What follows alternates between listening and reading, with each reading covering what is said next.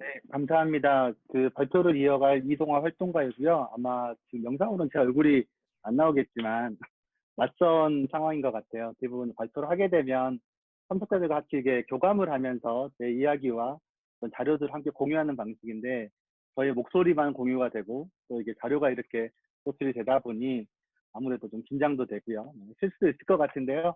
실수가 있더라도 너그럽게 양해를 부탁드립니다. 지금까지 로힝과 관련된 굉장히 힘들고 어려운 사건들을 많이 들으셨을 텐데요. 제가 이제부터 팔레스타인의 얘기를 할 거고요. 팔레스타인으로 이동하기 위해서는 참석하신 분들의 어떤 생각이 좀 바뀌어야 돼요. 아무래도 굉장히 다른 곳이기 때문에 그래서 여러분들의 팔레스타인에 대한 이해를 돕기 위해서 제가 아주 최근에 영상을 준비했거든요. 먼저 영상을 보고 난 이후에 발표를 이어가겠습니다. 네, 영상 부탁드립니다.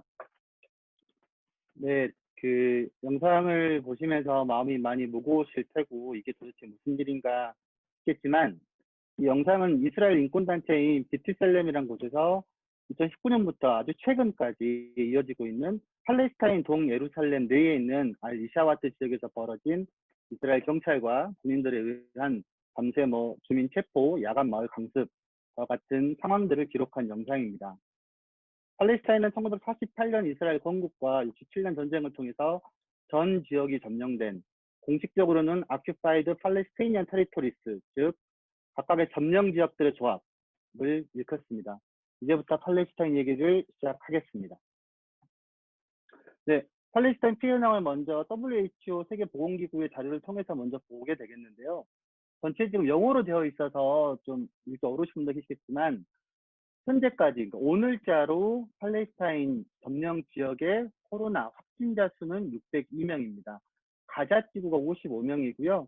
그리고 지금 서한 지구와 동예루살렘에 547명, 그리고 이제 회복된 사람들은 464명이고 사망자는 4명입니다. 한 가지 유의할 점은 그 24시간 이내에 좀 발견된 그 확진자가 25명에 이르고 이게 모든 지역에서 지금 가자 지역에서 발생을 했거든요. 제가 후반부에 가자 지역에서 조금 더 상세하게 말씀드리겠지만 이 추세는 굉장히 심각하고 좀 우려스러운 상황이라고 볼 수 있습니다. 서한지구에서는 지금 보시는 것처럼 368명의 인원수가 있었지만 현재는 지금 이에 성장세 좀 완화된 상황이고요. 다음 슬라이드 좀 볼까요? 네, 다음 슬라이드를 보시면 지금 옆에 조그맣게 섬처럼 있는 곳이 가자지구입니다. 가자지구. 그리고 옆에 이렇게 조그만 아이처럼 모습 보이고 있는 게 서한지구로 볼 수 있고요. 이 지도상에서 좀 굵게 좀 진하게 색깔이 진한 곳이 지금 확진자가 좀 많은 심각한 지역이라고 볼 수 있고 초기에 지금 베들레헴에서 시작했었던 확진 사례는 추후에 사람들의 이동이 많은 예루살렘과 동예루살렘으로 확장이 되었고 이제 가자 지구에서도 최근에 굉장히 많은 발견 수를 확인할 수 있습니다. 다음 슬라이드 볼까요? 네, 이제 그래프인데요. 이 그래프는 이제 기간별, 일별, 젠더별, 나이별로 구분을 했고요. 팔레스타인의 최초 발견 시점은 3월 5일인데 3월 기간 동안의 확진자의 성장세는 완만하였지만 4월을 되면서 그래프상에서 첫 번째 좌측 상단에 있는 걸 보시겠지만 급증하게 되는 것을 볼 수 있어요. 그래서 4월 기간 동안 이제 되게 많은 발견자 수가 이렇게 있었고 여기에 대해서 이제 지역사회에 대해서 불안과 좀 어려움들이 있었죠. 그리고 5월 달이 되면서 이게 좀 확산세가 좀 누그러뜨려졌는데 밑에 있는 그 표를 보면 그 밑에 있는 표 중에 그 가장 오른쪽에 있는 그 주황색으로 된 표가 하나 쭉 올라와 있잖아요. 저 주황색 표가 가자지구의 표이거든요. 가자지구가 최근 3일간에 35명의 발견이 되어 있어서 조금 우려스럽습니다. 반복되게 되네요. 그리고 그 성별로 보시는 것과 그 다음에 이제 연령대로 확진자의 수가 이게 보여지고 있습니다. 그러면 이 확진 이후에 각각의 팔레스타인 리더십이 어떻게 대응했는지에 대해서 먼저 말씀을 드리면 팔레스타인은 이제 크게 보면 서한지구와 가자지구로 구분할 수 있고 서한지구가 팔레스타인 자치정부 수반이 마하무드 아바스라는 사람이고요. 그 초에 보시는 저분이고요. 3월 5일 날 베들레헴에서 7명이 확진 판정된 이후에 곧바로 국가 비상사태를 선포하게 됩니다. 비상사태의 내용은 이제 국경을 기본적으로 폐쇄를 하게 되고요. 초, 중, 등, 고등학교, 대학교, 학교 시설은 문을 닫게 되고 교회와 모스크 관련된 종교시설, 그다음에 다중에 모이는 행사와 시위의 파업들을 전면적으로 금지하게 됩니다. 도시간의 이동을 제한하게 되었고요. 야간의 통행을 금지하는 커퓨가 다시 이전 화면으로 갈까요? 네. 이렇게 됐고, 이제 기본적으로 이제 사람들이 음식물을 사거나 약품을 살 수 있는 곳을 제외하고는 이동을 금지하였습니다. 근데 이 최초의 선포는 30일간의 휴록 기간을 가졌었고 4월 5일과 5월 5일 두 차례 연기를 하였고 이제 6월 5일 날 공식적으로 종료될 예정입니다. 하지만 이제 후반부에도 좀 말씀을 드리겠지만 한국 같은 경우에도 시기가 지남에 따라서 어떤 정부의 조치가 좀 완화가 됐다가 강화됐다 이런 모습을 보였잖아요. 그래서 각 주별로 봉쇄 조치가 시간이 좀 지나면서 5월 달에 들어오면서 이렇게 완화된 모습을 보였고 현실적으로 일부 상점들이 문을 열면서 사람들이 이렇게 좀 내외하는 경우를 볼 수 있었습니다. 하지만 최근 발표에 따르면 라마단 기구 이후에 무슬림들은 이드 알 피트르라는 축제기간을 3일간 한국의 설날이나 추석과 같은 굉장히 대규모의 축제기간이 있는데 이 기간 동안 공식적으로 야간의 통금을 이렇게 허용하지 않겠다. 야간에 이게 이동을 허용하지 않겠다라고 발표를 하였습니다. 다음 슬라이드요. 네, 이게 하마스 아까 말씀드렸던 가자 지구의 어떤 그 통치 세력들이라고 볼 수 있는데요. 그 3월 22일 날 2명이 최초로 확진자가 보고가 되었고, 이제 그 서한지구와 유사하게 모든 종교시설, 학교, 시장, 식당, 공연장 같은 경우에도 다 폐쇄를 하였습니다. 가자 지구는 아시는 분도 있겠지만, 삼면이 이스라엘의 그 소위 벽으로 인해서 완전히 막혀 있고요. 바다도 사실 봉쇄되어 있어요. 그래서 사실은 이곳을 출입하기 위해서는 이집트와 이스라엘 딱 두 군데 출입구가 있는데 여기에 대해서도 하마스는 특별하게 격리 조치를 시행을 했었고 모든 그 가자지구에 있는 사람들의 재택 거주를 명령을 하였습니다. 그리고 중동 국가에 긴급한 원조를 요청을 해서 카타르 같은 경우에는 일정한 큰 금액을 유엔에 통해서 지원을 하였습니다. 사실은 제가 이 PPT를 준비하면서 가자지구의 확진세는 사실은 심각하다고 보지는 않았었는데 반복되지만 3일간의 어떤 그 기간 동안 신규 확진자가 굉장히 많은 수로 늘어났고요. 그래서 오늘자로 하마스에서는 다시 국경을 봉쇄하는 조치를 내렸습니다. 그리고 팔레스타인 얘기를 하는데 왜 이스라엘을 얘기를 해야 되냐 말씀을 드릴 수밖에 없는데요. 이스라엘은 사실상 1968년 전쟁 이후에 이 팔레스타인 전 지역을 점령하고 있는 점령 세력입니다. 그래서 사실상 점령지에 있는 사람들에 대한 보건과 건강에 대한 의무가 있습니다. 그렇기 때문에 이스라엘도 이 대응에서 포함을 시켰고요. 이스라엘은 3월 18일 날 팔레스타인 자치정부와 함께 공동 대응을 위한 어떤 조인트 오퍼레이션 룸을 설치를 했는데 아까 영상에서 보시는 것처럼 이스라엘은 외부적으로는 자국민의 어떤 코로나 확산을 방지하기 위한 조치를 하면서도 점령지에 있는 사람들과 조직 주민들에게 군사훈련, 그다음에 군사 공격들을 진행을 하고 있어서 특히나 또 후반부에 또 많이 더 강조할 수 있는데요. 근데 지금 미국의 트럼프 정부와 함께 지금 서한지구에 있는 그리고 요르단밸리에 있는 정착촌을 정합을 추진하고 있거든요. 그리고 유엔 인도주의 사무국 오차의 보고에 따르면 이 코로나 지금 확산세가 늘어나고 있는 이 시기에 이 군사 공격과 정착민의 공격들이 훨씬 늘어났다라고 보고를 하고 있습니다. 팔레스타인 리시드의 어떤 그 대응을 봤고요. 이제 코로나가 어떻게 팔레스타인 사람들의 삶의 변화를 가져왔는지 좀 사진을 통해서 살펴보겠습니다. 보시고 있는 사진은 저희 아디가 활동하고 있는 나블루스라는 지역 내의 모습이고 한국으로 치면 서울로 치면 명동이나 이런 광화문으로 보시면 됩니다.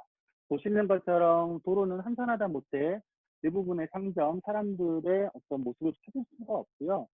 하단에 있는 밤의 모습도 보이는데요. 밤에도 사실상 모든 상점과 이런 사람들의 통행을 찾아볼 수 없을 정도로 봉쇄 조치가 강력하게 효력을 미치고 있었습니다. 네, 그래서 이제 어떤 변화가 있었는지 아디와 연대 활동을 하고 있는 현재 인권단체 사람과 활동가의 의견을 좀 들었는데요. 첫 번째 라말라 인권센터에서 활동하고 있는 칼리드 사무총장은 팔레스타인의 방역 문제를 언급을 했고요. 또 방역이 취약함에 따라서 내부의 불안이 높아지고 있다. 그리고 실제 의료시설과 의료진이 사실은 충분한 시설과 인력이 없는 상황이고 또 이스라엘에 의해서 또 국경이 봉쇄가 되고 있고 외부의 물품 반입이 잘 되고 있지 않기 때문에 어려운 상황이라고 인터뷰를 해주셨고요. 그리고 이제 나블루스에서 저희랑 열심히 활동하고 있는 활동가의 의견을 따르면 좀 더 실제적으로 사실은 봉쇄 이후에 사람들이 실제로 일을 하지 못함으로써 생계가 어려워지는 사람이 긴급하게 늘어나고 있다라고 얘기를 합니다. 그리고 저랑 전화 통화를 했을 때도 실제 탑일이라는 이제 활동한 단체가 탑일인데요. 지금 일을 하지 못해서 실제 먹을 것이 없다, 도와달라라는 여성 가정들이 찾아왔다고 합니다. 굉장히 가슴 아픈 상황이었고, 아디한테 좀 도움을 요청을 하기도 하였습니다. 이렇듯, 어, 사회 전반적인 시스템, 의료보건뿐만 아니고 생존에 대한 문제, 삶에 대한 문제들로 어떤 큰 위기와 변화를 팔레스타인이 지금 맞이하고 있습니다. 그러면 저희가 아무래도 이제 로힝가에서도 난민 캠프 활동을 하고, 저희가 또 팔레스타인 내에서도 난민 캠프에서 활동을 하고 있기 때문에 저희가 활동하고 있는 발라탄 난민 캠프에 대해서 좀 알려드리고 다음을 넘어가려고 하는데요. 발라탄 난민 캠프는 1950년도에 설치가 됐습니다. 1948년도 이스라엘 건국 이후에 74만 명의 팔레스타인 난민들이 발생을 했는데요. 그 난민들이 거주하고 있었던 그 캠프 중에 하나입니다. 굉장히 작아요. 실제 여기를 수차례 방문을 했는데 공간이 가로 세로 250m 정도의 0.25 제곱킬로미터죠.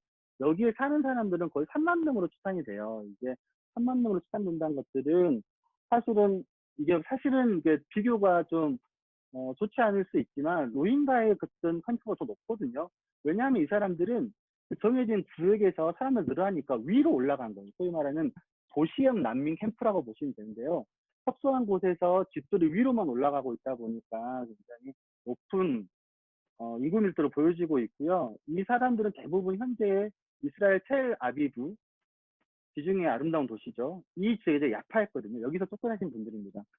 그래서 현재까지 돌아가기를 바라고 있고요. 캠프 내의 주요 시설들을 보면 여성 아동들을 위한 학교가 2개가 있고 2개의 남성 학교가 있습니다. 그리고 단 하나의 병원이 있고 청년센터와 배분센터가 이제 운영이 되고 있습니다. 24명 이하의 고주민 60% 이상, 그러니까 되게 젊은 사람들이 다수를 차지하고 있고요. 내국의 높은 실업률과 빈곤율, 그리고 팔레스타인 유엔 난민기구라는 운루아가 병원과 배분센터를 운영을 하고 있습니다. 일반적 현황이고요.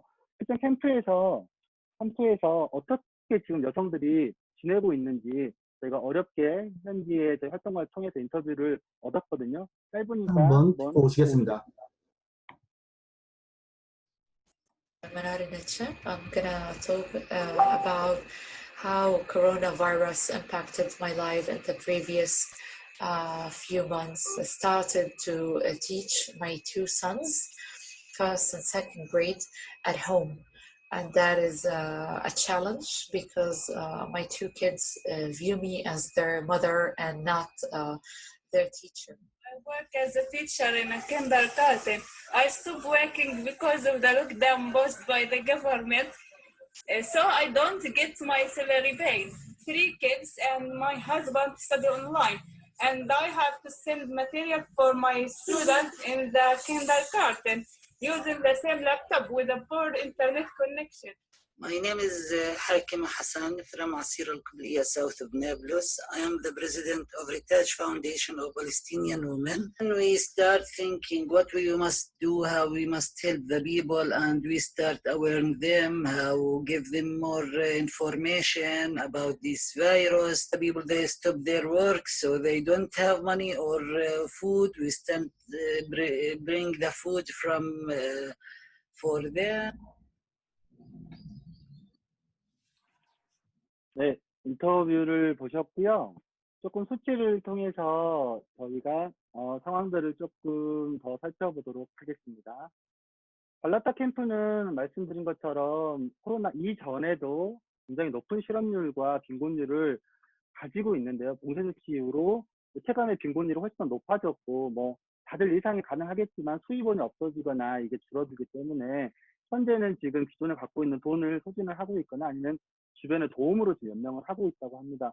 4,500명이나 되는 학생들은 현재 학교가 이렇게 문을 닫음에 따라서 집안에만 이렇게 있는 상태로 온라인 수업을 하고 있다고 하지만 팔레스타인의 인터넷 상황이 예상하시겠지만 절대 좋을 수가 없고 굉장히 열악하거든요. 그리고 노트북과 같은 컴퓨터 시설들이 굉장히 부족한 상황입니다. 실업률이 굉장히 큰데요. 이 난민 캠프 같은 경우에는 정말 다수의 노동자들이 일용직이거나 상점 직원, 택시 운전사 또는 이스라엘 불법 정착촌에서 건설업에 종사하는 활동가가 되게 많으세요. 근데 이게 이스라엘이 코로나 발병 이후에 모든 팔레스타인 출신의 노동자들의 취업을 막았거든요. 그래서 그분들이 일부는 복귀를 했고 일부는 여전히 지금 국경에서 막혀 있는 상황인데 이분들의 이렇게 벌어오는 수입들이 지금 막혀 있는 상황입니다. 그리고 저희가 아디가 계속적으로 이렇게 젠더 관련된 활동을 하고 특히나 또 이 캠프 내에서 가정폭력이 또 어떻게 됐는지에 대해서 저희가 현지 인터뷰와 현지 자료들을 살펴봤는데 가정폭력 신고 건수가 이전에 비해서 20%나 증가했다고 합니다. 이는 이제 다수의 이제 가족 구성원들이 이제 한 공간에 좁은 공간에서 있다 보니까 어찌 보면 비단 팔레스타인만의 문제라고 보지는 않고요. 되게 많은 곳에서 유사한 상황들이 벌어지고 있고 발라타 캠프에서 20% 이상 증가했다고 합니다. 특히 여성 같은 경우는 이제 가족 구성원들이 이제 그들을 이렇게 양육을 하고 또 가사를 책임을 지고 또 한편으로는 또 거기에 경제적인 시행까지 져야 되기 때문에 훨씬 더 어려운 상황이라고 볼 수 있고요. 근데 지금 캠프 외에 이제 나블루스 같은 경우에는 이스라엘 불법 정착촌이 그 캠프 인근에 있는 경우도 있는데 이분들은 사실은 이제 불법 정착촌의 공격에 대해서 불안해하고 있다고 합니다. 네, 넘어갈게요. 좀 시간이 좀 빨리빨리 가야 될 것 같아요. 제가 좀 강조하고 싶은 것들은 현지에서 어떤 대응을 하고 있냐는 겁니다. 사실은 팔레스타인은 자치 정부가 무능하고 부패하다고 많이 평가를 받고 있고요. 외부의 지원들이 실제 들어가지 못하고 있기 때문에 현재 조직들이 자생적으로 대응 활동을 하고 있습니다. 사진들은 실상 캠프 바로 앞에서 차량을 통제하고 있는 모습이고요. 이 모든 활동들은 정부에 의하거나 아니면 외부에 의한 활동이 아니고 자생적으로 성장했었던 현지 단체들의 활동들입니다. 그 인식계산 팜플렛도 만들었고요. 팜플렛과 구호품을 담은 물품들을 필요한 곳에 배분도 하고 있습니다. 그러면 거기에 따른 아디는 도대체 무엇을 하고 있느냐? 아까 말씀드린 것처럼 저희 탐미르 활동가가 현지에 어떤 어려움들이 전달이 됐었고 저희는 이것들이 심각한 인권의 문제, 생존의 문제라고 판단이 돼서 외부에서 긴급하게 자금을 모았고요. 이 금액을 저희가 현지에 제공을 하였습니다. 그래서 현지 산일에는 가장 필요한 곳에 있는 수요를 조사하였고 그들이 필요하는 물품들 대부분 식량이 중심인데요. 그것들을 중심으로 해서 식량을 샀고 그것들을 자원봉사자와 함께 포장을 하고 이것들을 넘어갈까요? 네, 실제 보시면 아디라는 그 로고를 붙여서 이렇게 배분을 하였습니다. 옆에 보시면 2019년 아디 팔레스타인 청원인 거 엄청 잘 보이실 텐데요. 이분들이 한국을 모르니까 근데 아디와 함께하고 있던 것들을 제가 PPT를 준비한다고 하니까 알리고 싶었나 봐요. 전혀 맥락에 맞지는 않지만 어쨌든 예, 아디가 함께 하고 있습니다. 네, 네, 중심으로 바꿨죠. 현지 전망과 대응 방안을 말씀드릴게요. 가자지구에서 말씀드린 것처럼 신규 확진자가 많이 발생을 했고 제가 서두에 서안지구의 확진자 성장세가 줄어든다고 하였지만 여전히 한국도 마찬가지고 코로나 같은 경우에는 굉장히 확진세가 또 어느 상황을 통해서 또 증폭될지 모르고 있습니다. 또 가자지구 같은 경우는 국정에서 지금 1,500명이 지금 들어오지 못하고 있습니다. 가자지구의 인공 산소호흡기가 60개에 불과하고요. 그리고 우리 활동가 같은 경우에는 정부도 믿지 못하고 이스라엘을 공격하고 있다. 하지만 우리는 최선의 노력을 다하고 있다. 노력을 하고 있지만 어려움은 또 따르고 있다. 실업도 있고 사실 삶이 붕괴되고 있다. 한국에서는 극복을 하고 있다고 들린다. 어떻게 했냐. 좀 알려달라. 라는 의견도 있고요. 가장 심각하게 좀 고민이 되는 것들은 이스라엘의 지금 정치 세력들이 서원지구와 요르단 밸리에 있는 팔레스타인이 실제 살고 있는 땅을 병합한다고 이것들도 2달 이내에 강행하겠다고 5월 7일 날 공식으로 발표를 했어요.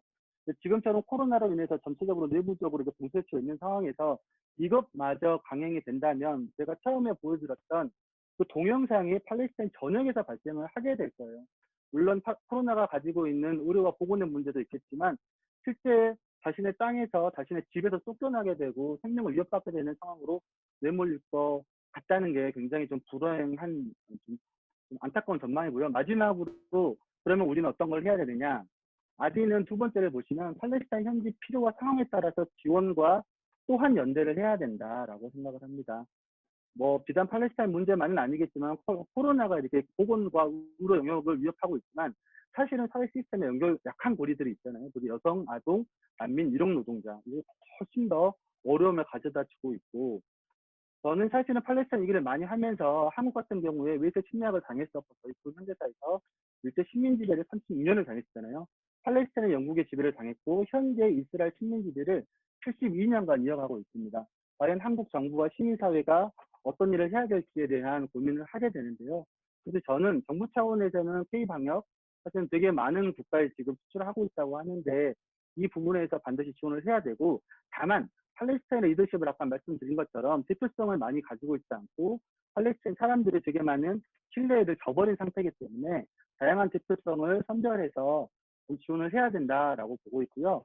그리고 저희 시민사회, 아디오 같은 시민사회 민간단체는 장기적으로 긴급한 의료용품과 식량 지원을 해야 되고, 아까 좀 반복적으로 말씀드리고 있는 이스라엘과 미국, 이 양측에서 이루어지고 있는 부당한 이런 인권 침해와 어떤 점령에 대해서 우리가 함께 맞서야 된다라고 생각을 합니다. 빨간색으로 적어놨는데요. 한국 정부와 시민사회는 이러이러한 활동을 하면 좋겠다라는 게 아디의 생각입니다. 네, 이상입니다.